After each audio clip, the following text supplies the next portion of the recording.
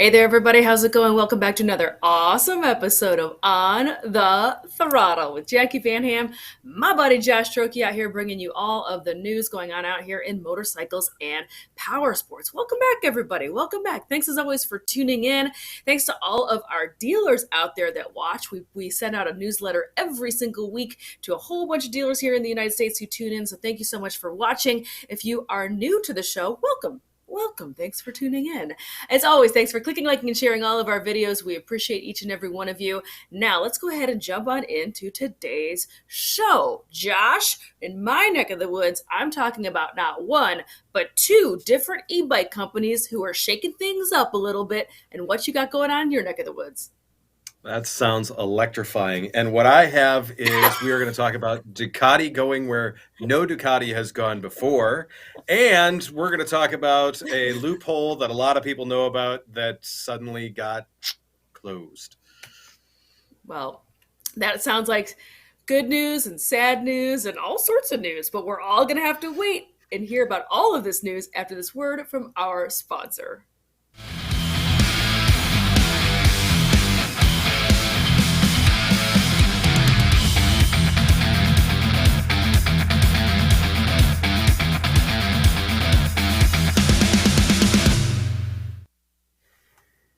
Woo, rocking us out a little bit. The folks over at Pengrade, thanks to our show sponsor, Pengrade.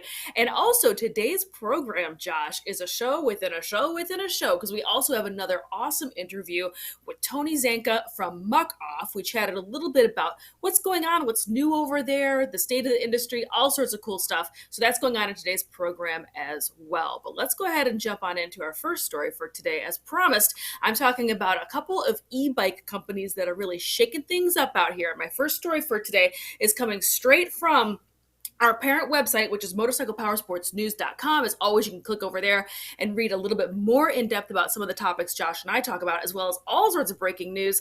We do a great job over there. Let's go ahead and chat about this very cool e-bike available from a company called X-OTO. So X-OTO just has been burning down the internet this past week, because how could it not? Look at that on your screen, Josh. It's a three-wheeler. It leans. It's an e-bike. It ticks all the boxes of things that light the internet on fire. And I think it is very, very excellent. I love this. I think this is so clever and so incredibly cool. Let's go ahead and dive in. X-OTO has announced the launch of its innovative three-wheel leaning electric motorcycle. This groundbreaking vehicle's class-leading front-wheel drive and patented self-stabilization mechanism delivers astonishing control, maneuverability, stability, and safety while preserving all of the fun of leaning into the curves of the road. X-OTO will begin building its dealer network with select Powersports dealers. Let's see here. It is a totally different riding experience. The mechanism gives stability in a turn, even at lower speed. This means you can lean at the full range no matter what your skill level. Riding X-OTO feels different. It's safer than a motorcycle and easier to ride, so it removes the barriers that hold a lot of people back. I think that is such an interesting point. It's easier to carry a passenger or cargo than an e-bike, so it should be more useful for most people. In many states, you don't even need a motorcycle license to ride it. This X-OTO new three-wheel electric scooter features a top speed of 45 miles per hour with a 3,000-watt brushless hub motor. It does have that front-wheel drive, like I already mentioned. It comes with a lithium-ion battery that carries up to 45 miles on a single charge. An optional second battery can be swapped out, which I love that. If you watch the show, Josh and I talk about that all the time. I do love the swappable battery capability. A spacious and ergonomic seating position that can support up to 350 pounds. So this is indeed for grown folks.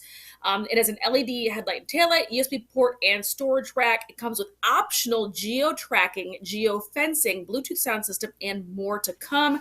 Prices starting at $74.99. Deliveries to California, Arizona, Utah, and Nevada, scheduled to start this last month. How cool is that, Josh? What do you think about this awesome three-wheeler from X-OTO? It's actually a really cool setup. To me, I mean, one of the things that I really like about that is the fact that, okay, they talked about the geofencing, they talked about the geo-tracking. To me, especially the other thing is so there's 7 states where you don't need a motorcycle license for this thing. So don't need a motorcycle license, geo-tracking, geofencing. What does that spell to me? Rental fleet, baby. So I'm sure that's a big part of where these are going to go, especially in those warmer climates. I mean, I can see these things running all over California, all over LA, places like that on rentals. So to me, what a great way to do it. The thing that I find interesting and why I really want to get on one is to put that guy into the corner. Do you counter steer it or do you steer it, or how does that work? And do a lot of us motorcycle people put ourselves into the shrubs because we went to counter steer and we went that way? So that is, I'm curious as to how it works. I would love to swing a leg over one of these to see what it's like.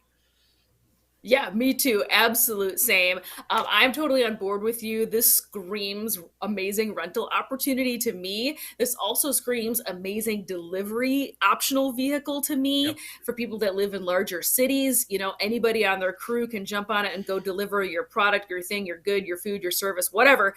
They can go handle that. I think this is super clever. I am a huge fan of it. I love the retro kind of styling of it. It really reminds me of like 1980s kind of Honda Spree kind of type vibes going on with it. I think it's just super, super cool. It is one of two awesome electric bikes that I'm going to be talking about on today's program that are both kind of shaking things up and going about business in a little bit different way. Now, Josh, what do you got going on for your first story? So 3 years ago, if you said, hey, Ducati's going to the Erzbergrodeo, we would both be like, what?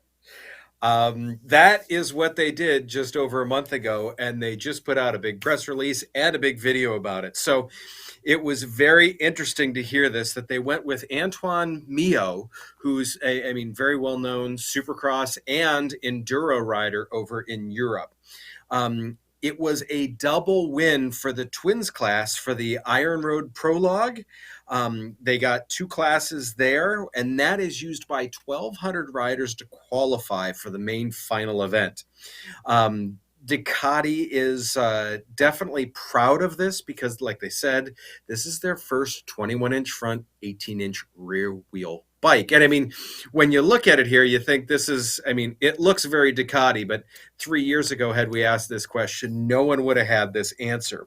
So the other thing that they did is they did what's called the Rocket Ride, where 277 riders basically do an uphill course. And I believe that's what's shown here.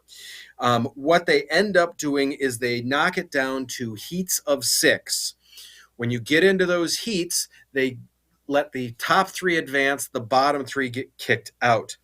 This thing ended up all the way in the super final, not just the final, the super final as they called it. And it took 4th place overall, and it was the only twin in the super final. Now, the other thing is Ducati wanted to make sure that they bragged about with this is that this was all done with just obviously some different tires than what it comes factory with, some revised suspension components in terms of settings and things of that nature, a Terminioni exhaust, and an aftermarket skid plate. Obviously, they changed the graphics too, but we're not going to count those because, even though they are worth 10 horsepower, we're still not going to count them. But all that being said, what I find so interesting about this, and Paul Torres did an amazing job. I believe he was 122nd in the Erzbergrodeo on a Tenere 700. So what this is proving is that these middleweight ADV bikes are just super off-road and can really get to any place that you want to go. I figured that it wasn't going to take long for Ducati to go out and do something like this. I didn't think it was going to be Erzberg because of just how crazy that place is. But I am really glad to see that they did something like this. Jacqui, we talked, obviously I talk about these bikes a lot, which means you have to talk about them some too. Are you surprised by seeing this? And if we asked about this 3 years ago, would you have had the same reaction? No, because I would not have. Because 3 years ago, what we were talking about in reference to this bike was the ad campaign where everybody looked like stormtroopers from the Star Wars movies. All jokes aside, this bike is absolutely proving to be Yeah. incredibly capable out here. As you touched on Yes. already, this middleweight ADV class is just absolutely booming right now. There is so much competition in this Yep. space.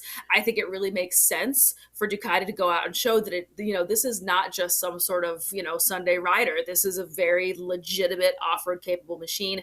I personally am not surprised to see this at Erzbergrodeo because it's right in Ducati's backyard. It's just up and over the mountain, as it were. So I'm not surprised to see them at this incredibly Euro-specific event, because Crazy. here in this country, Erzbergrodeo still is not super well known, but in Europe, this thing is just Bonkers. bananas. This is huge. You picked a photo that shows a little bit of the elevation changes, but it is so much crazier than this. Please do yourself a solid. Correct. Go over to the internets, Go look it go up. type in Erzbergrodeo and look for the footage because it is crazy town. Crazy town. Anywho, bravo to the folks at Ducati. This doesn't really surprise me. I've got a couple of friends that do own and ride this bike and absolutely love it, and they put it through its Oh paces. yeah. So, bravo to the folks at Ducati. Good going on coming out here real strong with this very, very cool Yeah. adventure bike. So my next story that I want to talk about, actually, like I mentioned at the very beginning of the program, is a show within a show within a show, because I do have an interview. I sat down with Tony Zanca from Muc-Off, and we chatted a little bit about business and what's going on at Muc-Off. So, and I think it's going to really surprise you, Josh, because they've got a lot of very cool stuff going on. But we're all going to have to wait because we've got a couple of words first from our show partners. Switching to pay-per-mile insurance, VOOM Insurance can save you up to 60%. This is ideal for multiple bike owners, weekend riders, and those of us out here with a shorter riding season. There's no tracking or hardware required. VOOM uses a mobile app for convenient upload of the odometer. This is available in Arizona, Oregon, Colorado, Oklahoma, Texas, Minnesota, Iowa, Missouri, Wisconsin, Illinois, Indiana, Ohio, Tennessee, Alabama, Pennsylvania, and Maryland, with more states being added as we grow. For more info, head to VOOMinsurance.com. Showchrome is a leader in powersports accessories for 2, 3, and 4 wheels. For over 42 years, our R&D team has created innovative products for riders. We're releasing over 80 new products in 2023, featuring exciting products for Honda Goldwing, Can-Am Ryker and Can-Am Spyder, Polaris Slingshot, side-by-side and UTVs, and Ultra Guard covers for many powersports makes and models. Make sure you're staying in the loop. Sign up to receive new product releases at showchromeusa.com today. So yes, Josh, as I mentioned, I had an opportunity to chat with Tony Zanca from Muc-Off. We had a really great conversation, a little bit about the history of the brand, which surprised me, as well as some new products that they're releasing that I also wasn't really expecting. So let's go ahead and jump on into that interview. Hey there, MPN fam. This is Jackie Van Ham, and I've got a great guest today. I am really excited about today's interview. Tony Zanca, the head of sales for North America for Muc-Off, is joining us today. Tony, welcome to the show. Yeah, thank you, Jackie. Happy to be here. I really appreciate you having me on the show. Awesome. I know that we've crossed paths at a couple of different events. I think that you're always super fun. I love the Muc-Off brand and company. Every time I see you guys out, it just looks like you're always having fun and you're having a great time out at these events and out at these spaces. So I really wanted to talk to you today and chat a little bit about Muc-Off and what's going on over in your neck of the woods. I'm curious, in case we've got some folks out there watching that are not familiar with the Muc-Off brand, can you tell us, like, what is Muc-Off's bread and butter, as well as what area do you think for Muc-Off business has the most potential, the most growth potential? Yeah, so Muc-Off's DNA is cleaning maintenance products. So we kind of we've really cornered the market with clean, protect, and lube products for power sports and for bicycles. But yeah, so cleaning is our DNA, but we want to be this fun and exciting brand that you mentioned earlier, seeing us at events. And there's nothing glamorous or fun about maintenance products. So we want to bring that fun attitude to it, that punk attitude to it. And so that's what we're really trying to do. Yeah. What product or what area do you think you have the most growth potential in for Muc-Off? Oh, that's a great question. I honestly think it is our core range of clean protect lube, both for off road, ATV, UTV, and for V twin. I think that there is a lack of education amongst consumers on how to properly maintain their motorcycles and why each step is needed. Especially the protect category. It's an extremely important category that people don't really think of, but it's that anti-rust, that anti-corrosion treatment that we need to be doing on the bikes that some people just forget about. So yeah, I think that's one category of those three that we would like to hone in on some. So a little bit more of like product awareness is kind of a growth space for you. Yeah, absolutely. We are a UK based brand. We are sold in 100 countries globally, so we're not new to the industry, but we are fairly new to the US market. We had some trials, I guess, in the early 2000s of getting into the US market, but we landed pretty solidly in 2018, partnering with Parts Unlimited, Tucker, and then later adding WPS. Yeah, I think it is just about brand awareness and product awareness that really is the biggest opportunity for us in the North American market. So Tony, speaking of product and brand awareness, what's Muc-Off's game plan? How are you going to penetrate the market? Yeah, that's a great question. The biggest and best way that we're able to do that is by supporting local events and shop nights. We really want to get products into the hands of the users, whether that's a 70-year-old ripper or a near 40-year-old like myself. But we really want to support the grassroots events, shop nights, cleaning events, maintenance nights, whether that's through samples or whether that's through podium prizes or raffle prizes. That's really how we've been able to get the name out there the quickest and fastest way. Well, I think that sounds excellent. A little bit of grassroots marketing. I love it. I'm also curious because over COVID time, I shouldn't say COVID, but it is kind of COVID time. There has just been a boom in the off-road space, ATV, UTV, even dirt bike I would include in that. But just for the sake of my next question, are you seeing more of a growth in your products for ATV, UTV? Yes, there is. We have more and more questions about it. We do have a snow foam product that's great for the ATV, UTV side. It goes along great with our pressure washer. You can, put the bottle straight onto the pressure washer. And we're getting more inquiries on how to clean, protect, and they don't really need a lot of lube or anything like that, but how to clean and protect ATV, UTV. So I certainly agree with you that there was a boom on top of the growth already for the ATV, UTV side. Speaking of bicycles, I have to admit, the handful of times you and I have crossed paths and I've seen your products at motorcycling events, I wasn't aware of the very deep and very expansive product line and history with bicycles. Would you say that bicycles is kind of the bread and butter for Muc-Off?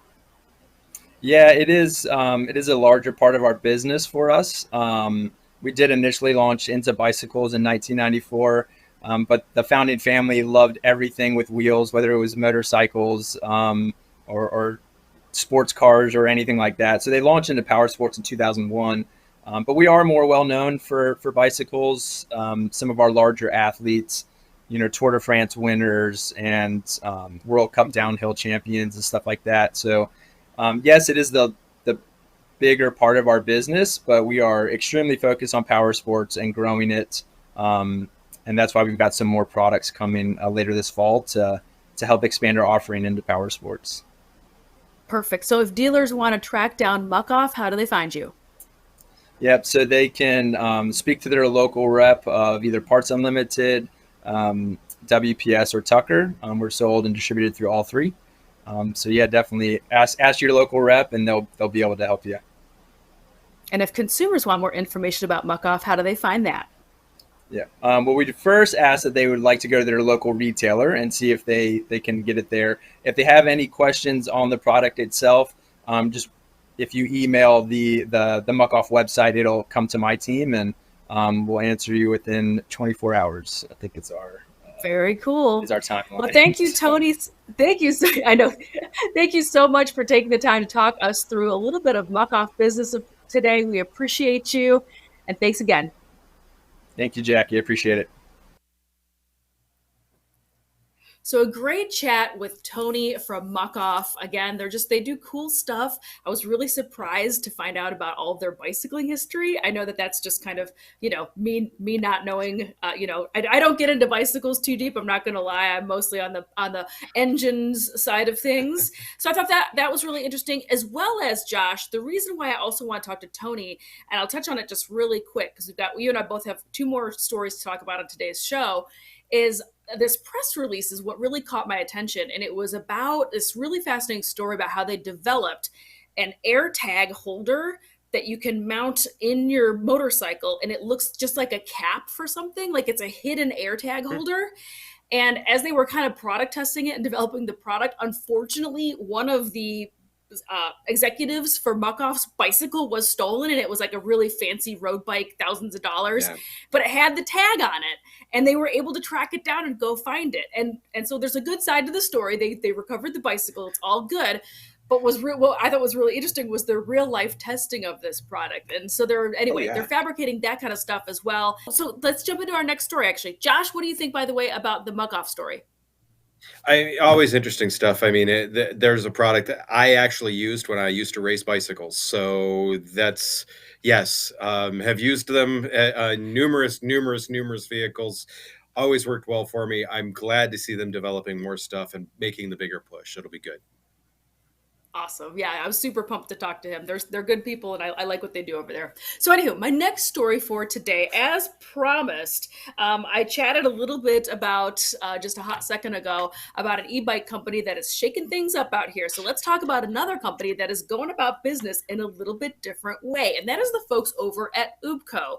If you're not familiar, Upco is a very cool, very utility looking. There's a picture on your screen right now. They are two-wheel driven. I think these are just so neat. These launched a handful of years ago. They totally caught my eye because they've got that super unique styling and very, like I keep saying, very like utility look to them. But I'm not going to lie, the price tag is a little bit steep. Again, it's in like the $6,000 to $7,000 space. So it's a little bit high. But the way that they are still getting these rad e-bikes into people's hands is they are going the rental route. And they have launched their very first rental bike hub in Portland. So Upco's first 2x2 bike rental hub is now open. Whether you're looking to explore Portland, run errands around the city, or simply enjoy a thrilling ride, the Upco 2x2 electric motorbikes offer a unique and convenient way to travel. Located right outside the Moda Center on the Rose Quarter campus in Portland, the rental program offers flexible options from hourly to multi-day rentals with complimentary accessories, helmets, locks, and more. You choose the plan that suits your needs. I thought that was super, super cool. I think this is very clever. It's a great way to get these in people's hands who might not have even heard of an Upco, might not be familiar with e-bikes. I can see this being a very easy way for people to fall in love with these machines. Right now, the price tag, just FYI, just to talk money a little bit, it's $20 for a 1 hour ride, and they offer an overnight package where riders pick up the bike at 9 a.m. and return at 9 a.m. the following day for just $100. And I think that sounds like an excellent, very fun way to go and discover Portland. And I'm sure they are assuming fall in love with the Upco ride. Josh, what do you think about this story? I was just going to say, so when you look at it, they've got to do 70 plus rides before they've even paid for the bike. That's no maintenance. That's no workers. That's no space. That's no nothing. They're not making money on this. What they are making is they're acting like the drug dealers that all of our parents warned us about when we were kids, that they're going to give it for free that one time and we're going to be hooked for life. That is what Upco's doing. That is absolutely what they're doing. And I can see for myself, I mean, Josh, I'm not gonna lie. I'm that person that does rent vehicles when I go on holiday. Sure. And I rent usually scooters. I'm not gonna lie. I rent Yep. scooters. I rent little Same. motorbikes. I am that person. I am absolutely the person who would see this downtown Portland and be like, "Oh yes, like I'm in." They make it super easy for you with the price and the gear Yep. and everything ready and waiting. And Done. it's really hard to not fall in love with a vehicle when you are like discovering a new city and on holiday and having these wild adventures. It's very difficult to not kind of fall in love with that bike a little bit. So I think that this is very clever. We've talked before on the show about some of the other manufacturers out here doing these very like experiential type rides Right. and letting people get the butts in the seats and go have the adventure for multi-day for, you know, either a couple $100 or a couple $1,000 depending on, you know, the level of adventure, the level of luxury, yada yada. But I think that this is such a smart marketing move. I think this is so just really, really very bravo. I've not had the chance to ride at Upco, by the way, in real life, so that's why this really excited me as well. Because I was thinking to myself, like, maybe this will end up in other markets. Perhaps this will end up in other locations. Hope so. Yeah, hope so too. All right, Josh, what do you got going on for your second story today? So we have a sad story for 49 states. We have to pour one out for the homies. Is Vermont has closed the loophole. Yes. So Vermont has closed the loophole. And so for any of you that don't know about this, Vermont, for any vehicle that was more than 15 years old, they didn't require a title to register it. Now, what that does is that opens things up for like, hey, your home state doesn't let you register your Kawasaki KX 250, Vermont will. So you could do that from out of state. And then, of course, you have a license, you're quote unquote legal, right? The other part is then too is Vermont would use that registration as a title. Some states do that with a boat, things of that nature. So then you could go get a title with it in another state after a year or two or whatever. Vermont has essentially closed that loophole. Maybe not closed it all the way, but they have tightened that loophole quite a bit. Essentially, you have to prove the connection that you have with the state. Be it you have an address there, be it you have a business there, be it you have to show that the vehicle's primary use will be in the state of Vermont. There's some of the verbiage here from it. This is one of those things where, I mean, it's been going on for years. I've always thought it's only going to be a matter of time before someone does something stupid and goes too far with it, and we all get to lose out. I've got a number of friends that I ride with that have Vermont plates on their bikes that are of, I don't want to say of questionable descent, but may not have had a title originally, or they were barn finds, things of that nature. So it does make this more difficult. You're going to have to do things, quote unquote, the right way now. But it is what it is. Like I said, pour one out. And if you already have a Vermont plate, though, you are grandfathered in. So you're all good. But yeah, from here on out, guys, you got to be more legit. Now, all joking aside, I don't want this to sound super, super salacious because I am very familiar with the Vermont registering of bikes, because as you touched on, barn finds, sometimes there just isn't a title. It doesn't necessarily mean it was a bad or negative thing. I don't want us to be sounding like we were encouraging illegal things. This just happened to be not at all. This just happened to be a way to get a title for a vehicle that did not have one for whatever reason. This was the easiest way to do that. And in a lot of cases, like in Ohio, I know that if you have a barn find vehicle and you can show that you have possession of the vehicle, it's 60 to 90 days before you can do anything in order to get a title. You have to look up the previous title holder. You have to send them a certified mail. You have to do all sorts of stuff like that. So it's possible with ownership of something to get titles in other states. It's just a giant pain. Whereas Vermont used to be send them a check and get your plates. So once again, there are ways to get lost titles. There are ways to get replacement titles. There's still ways to do things for barn finds. They just suck. And with that, that's going to be today's show, everybody. Correct. Josh had the quote of the program right there. So thank you so much, everybody, for joining us for another awesome, and you never know what you're going to get episode of On the Throttle out here. We thank you for tuning in, clicking, liking, and sharing these videos with your friends that love hearing about all of the breaking news going on out here in motorcycles and power sports. And with that, we will see you next week. Ride safe, everybody.